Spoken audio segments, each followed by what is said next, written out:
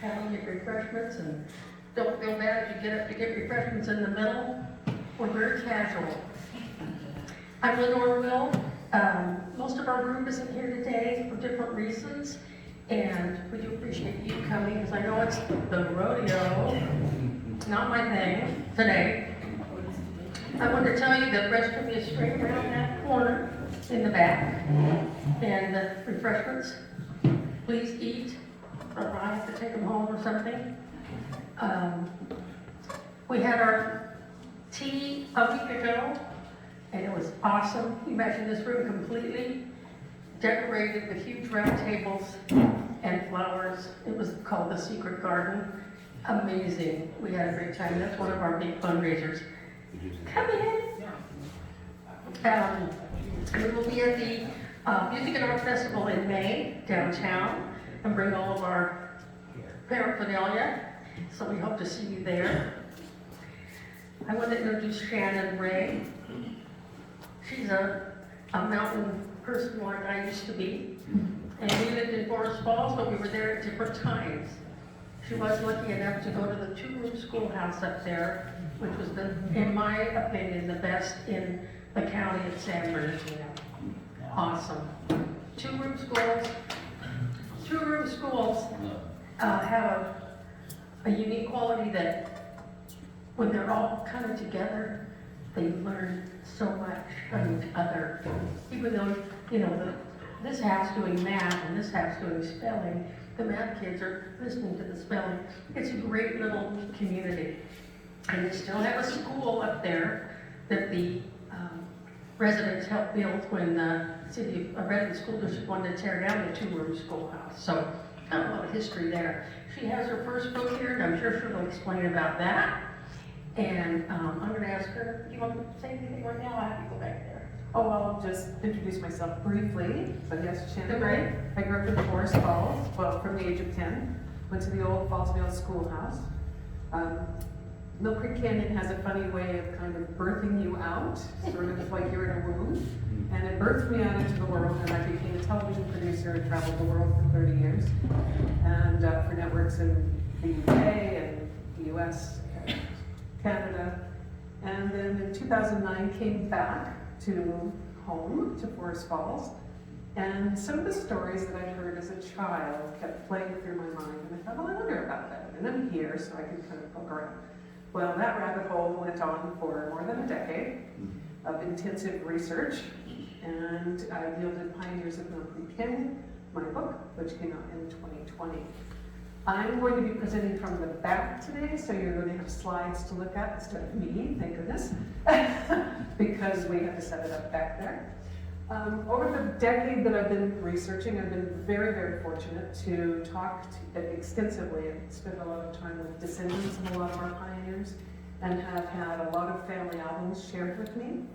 So many of the photographs you're going to see today on our journey to Bear Valley in 1890 are actually family photos from people who did that journey in 1890. So they're very personal. And I think I'll give you a feel for what that might have been like, actually. So let's get in our time machine. We're going to go back to 1890. Okay, well, Shannon's going back and getting ready. I did forget something very important. I didn't forget. And I would like to ask a veteran, Steve Stump, to lead our play. So if you're all stand.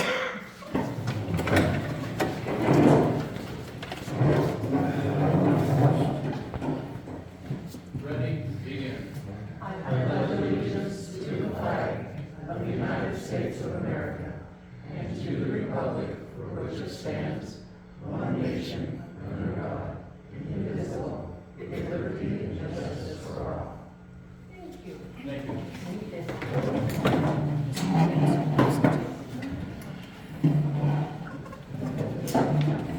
So this is the book. And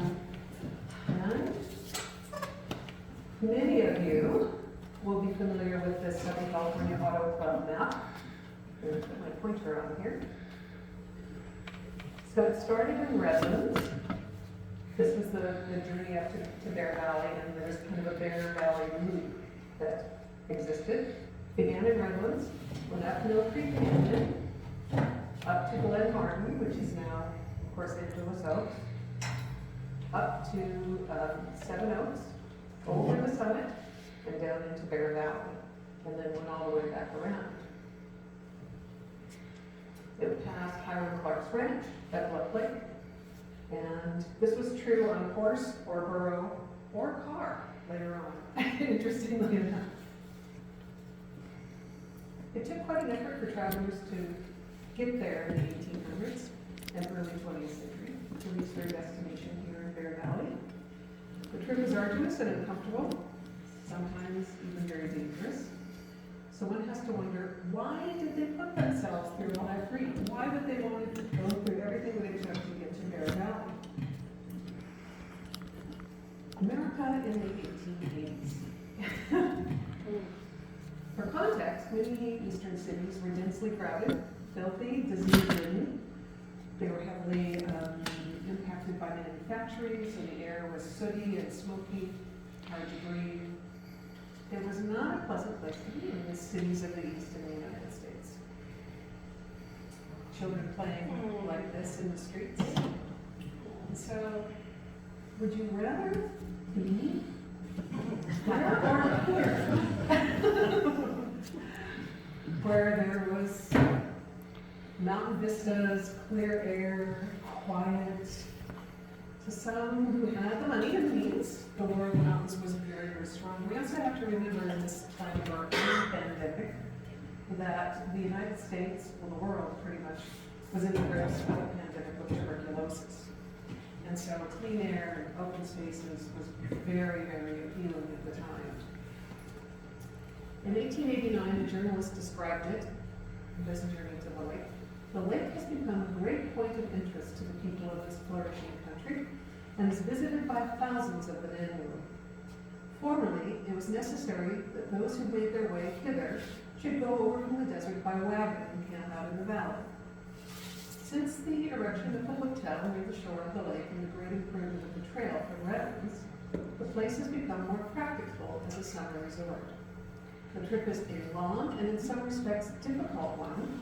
While it scarcely contains an element of inconvenience to a strong man, it can hardly be recommended to invalids or timid ladies. First travelers from the east had to board a train like this, after the railroads were in place, and travel across the country. By the time they arrived in the very small city of Los Angeles, there wasn't much to recommend LA at the time. They were exhausted and in need of a good hot bath and a rest for a few days. After recuperating and seeing what sights there were to see in Los Angeles, they would then board a train at this station and ride the Cactus Kate back to Redlands to sometimes make some craft trip. The fare to Redlands by the California Central line, which this train was a whopping $2.55 for a coach. And if you wanted a luxury car, it was $3.15. And that was round trip. That was limited to 10 days.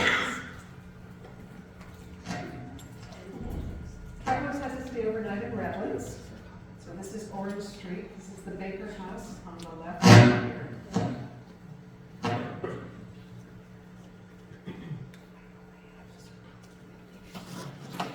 So this is Baker House here.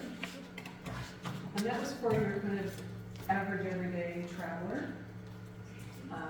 They came in a little small buggy like this one that's sitting out in front from the train station over to the Baker House. But if you had a little more money, and a little more well-heeled, you could stay here in Barcelona. And that was up at Orange and State Street. But it would be the last of the luxuries that these people experienced for several weeks. Travelers packed canvas bags that could be slung over the backs of burros.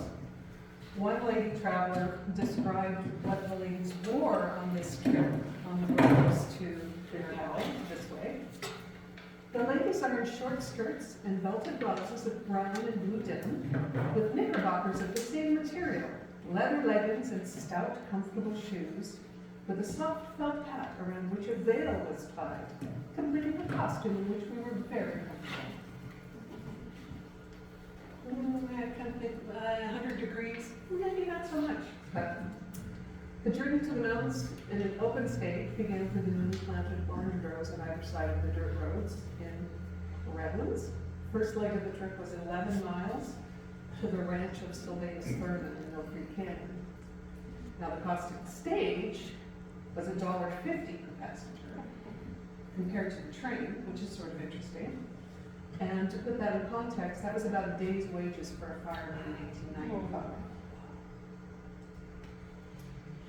After half an hour or so of riding along, travelers might see the turrets of the Mentone Hotel in the spa town of Mentone through the orange groves.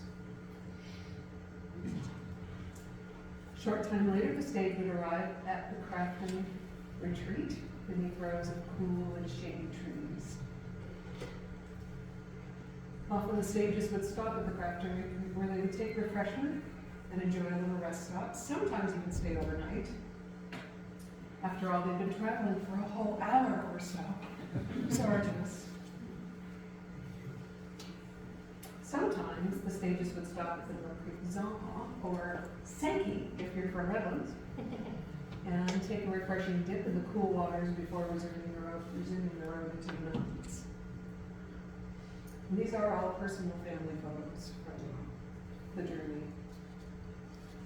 The stages that came to the mountains bear zero resemblance to those great, big, beautiful, sort of commodious stagecoaches that we saw in westerns, where you'd have a little curtain and it would kind of keep the dust out and all of that. No. This was a very dusty, open-sided stage that went through the mountains. And in 100 degrees, if you can imagine, in the summertime when we were traveling, with stiff collar and cuffs or a corset on, and dust blinding your eyes and your nose and your mouth, it was not a pleasant trip. Even worse, this was the road to Mill Creek Canyon. If anybody can actually see a road here, point it out to me. But yes, it was a rocky track, and it jostled travelers across for a good long time, causing mighty soreness in the unmentionable bits. In the 1890s, on the road to Mill Creek Canyon, travelers would see this very average-looking building. Nothing seems very special about it, but the first transmission of three-phase AC power in the world happened in this building and on Mill Creek. And that was in September 1893. And from what happened in this building, it went around the world, and this technology that was developed on Mill Creek here actually powered Niagara Falls, and went immediately to Sweden and other countries where AC power was adopted, and it still runs our world. But it all started right here. After entering the narrow gates of Mill Creek Canyon, I don't know how many people have actually been to Mill Creek Canyon, but at the very opening of it, it was very, very narrow at the time. It's wider than it used to be because there was quarrying that happened, but you almost had to kind of go in one side and out the other. It was very, very narrow, and it's always been referred to as the gates of Mill Creek Canyon. So you come through the gates, and then you would be met with forests like this. The stages had to navigate this road with close growing trees, and they had to cross the creek 13 times on their way up. And you can see from this horse getting the horse to stop and not drinking the creek the 13 times that they had to go across the creek actually added quite a bit of time to the journey.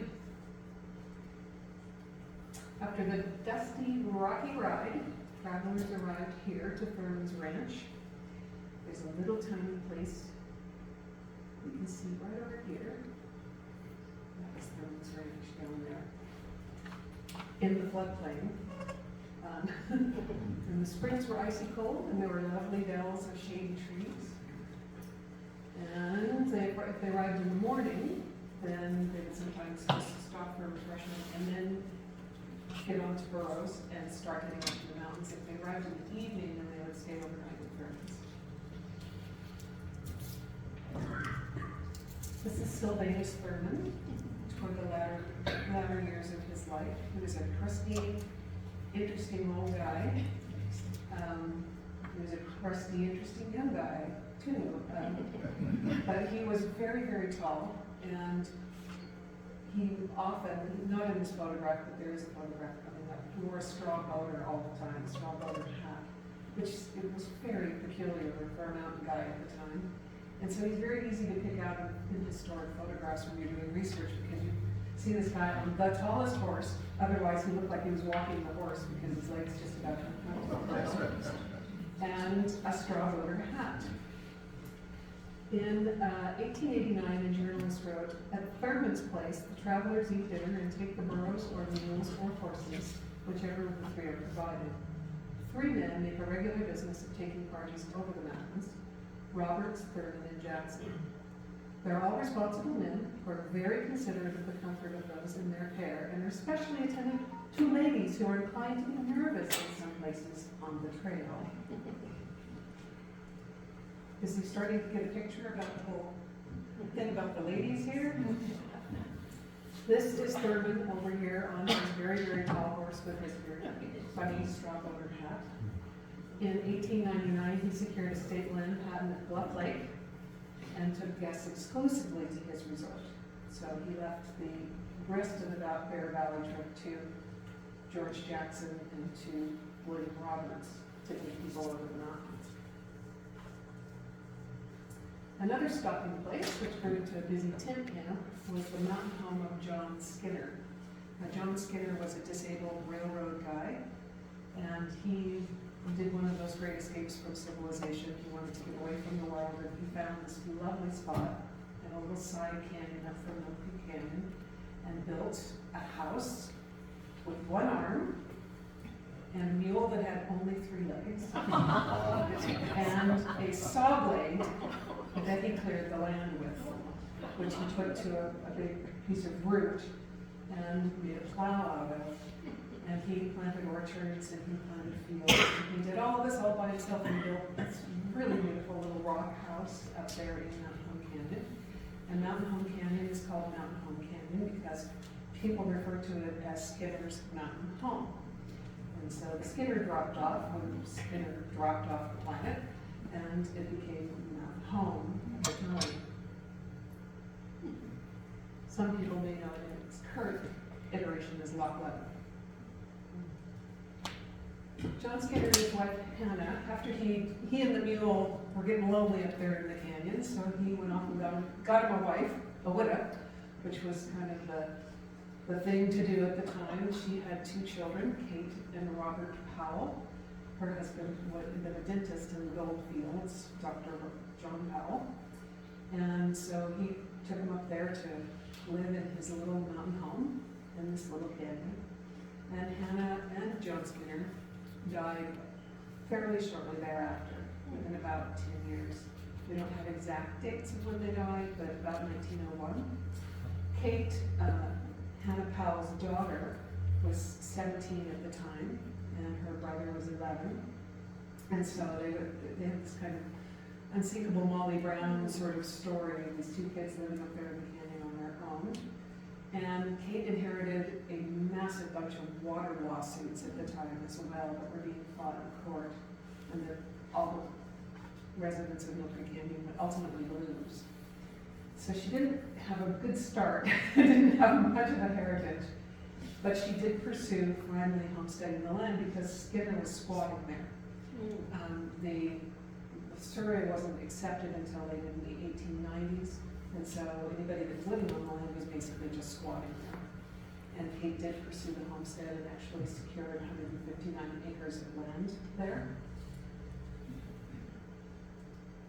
This is Kate, our most notorious mountain woman. She earned the nickname Cactus Kate, ultimately, because she was quite prickly. And you'd understand. And that's Bob, Robert Powell, her brother there in the background. And Kate's life was always in the headlines because she married one of the ranch hands that John Skinner had hired, who was in his 30s. He was twice her age. He was a kind of a shiftless guy who moved his more shiftless brother, shiftless alcoholic brother, in with them. And Bob Powell one day just had finally had enough. Her brother had just had enough of shiftless Jack and Lou, And so he shot and killed John Hardy, her brother-in-law, on the front steps. And then he came calmly over here to the Covington Ranch and waited for the sheriff to come and arrest him. And he said, yes, I did it, and I intended to do it. I was gunning for Jack Hardy, and you can hang me, I don't care. So when it went to trial, Bob and Kate ran out this long litany of terrible abuses that Lou and Jack had subjected Kate to. And Robert Powell was acquitted in 10 minutes by the jury. It was the fastest acquittal in San Bernardino County history to that point. But Kate was an amazing cook, and she developed the little property there into quite a resort. It became known as Hardy's Resort. And this is her dining room for people came from all over Southern California for Kate's good meals and to eat in her little dining room there in Mountain Home Canyon. Now, from the Roberts Ranch, which was near the mouth of Mill Creek Canyon, sort of where Newport Avenue is now, in the Green Spot area, a little bit further up from that was William Roberts. He was one of the men that took people up.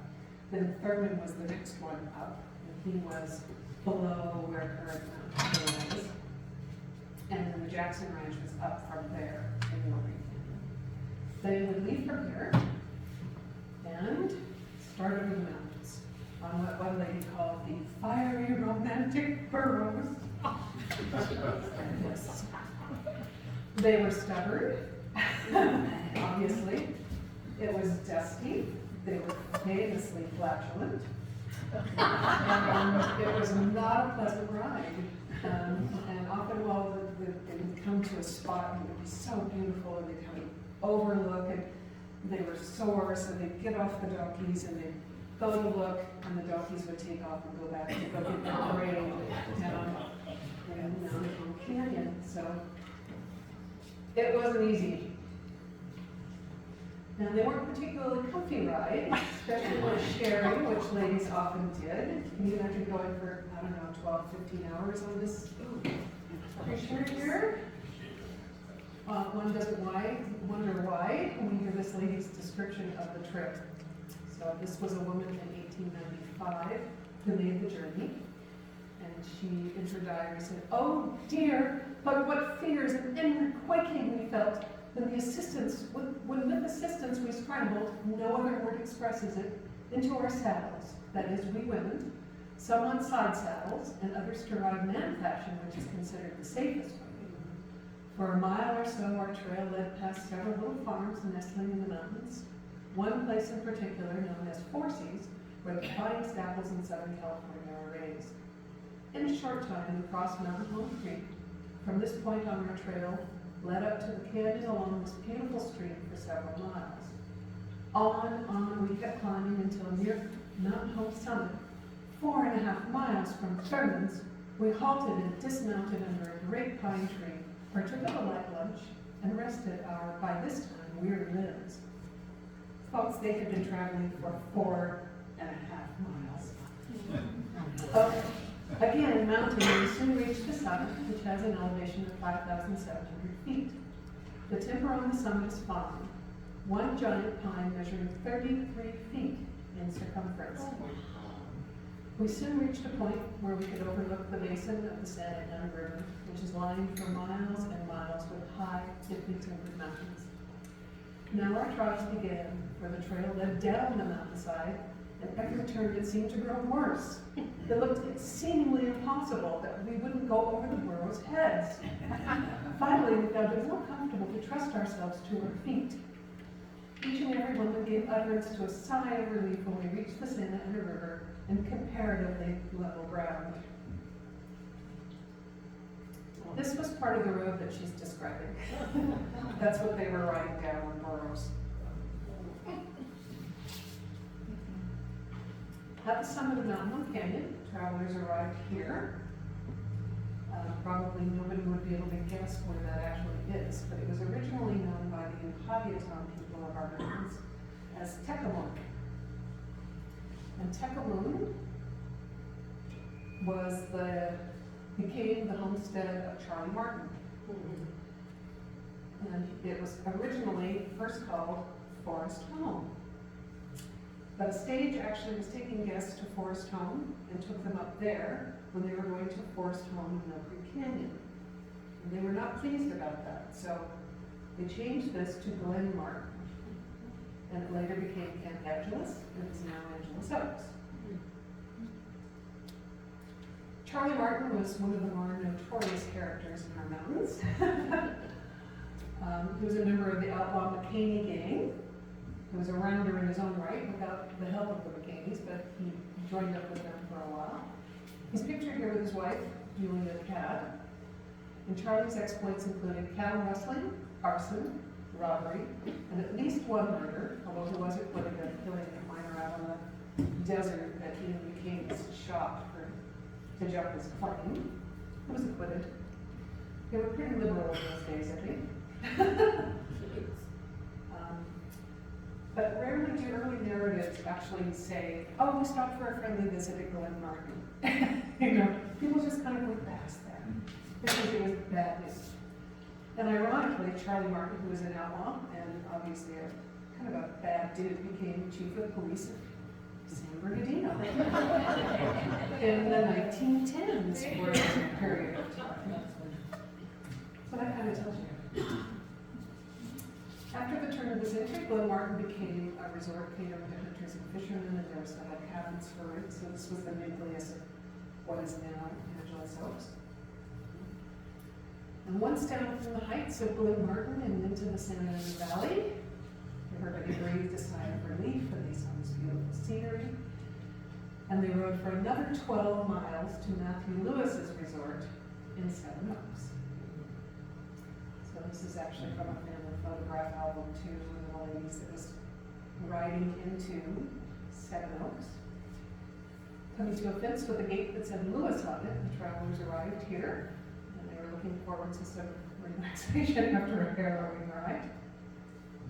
Matthew Lewis's cabin, The Pines, was the spot to check in with the old gentleman and host, and this is Matthew Lewis here.